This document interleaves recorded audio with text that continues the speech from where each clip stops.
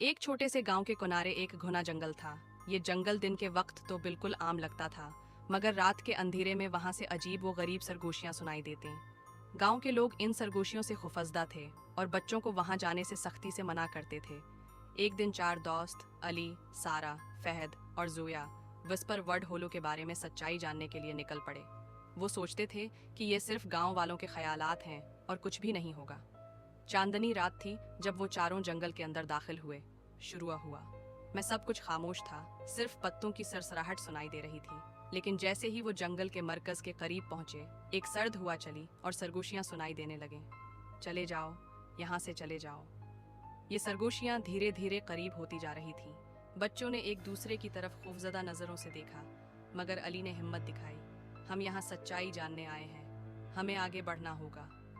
उन्होंने जंगल के बीचों बीच एक पुराना खस्ता हाल दरख्त देखा, जिसकी शाखें अजीब व गरीब अंदाज में मड़ी हुई थीं।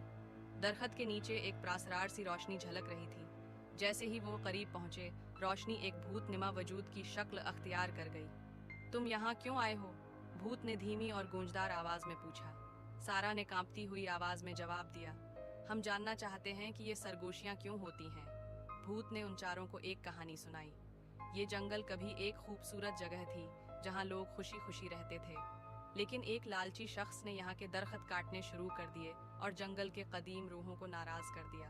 अब ये सरगोशियां इन रूहों की हैं जो अपना सुकून तलाश कर रही हैं। जोया ने हिम्मत करके कहा, हम आपकी कैसे मदद कर सकते हैं? भूत ने जवाब दिया, अगर तुम इस जंगल की हैं तो मुझे बताओ कि तुम किसके साथ हो। हिफाजत करने का वादा करो और दूसरों को भी उसकी अहमियत बताओ, तो शायद हम सुकून पा सकें। बच्चों ने वादा किया और गांव वापस जाकर लोगों को जंगल की कहानी सुनाई। उन्होंने गांव वालों को कायल किया कि वो जंगल को नुकसान न पहुंचाएं और उसकी हिफाजत करें।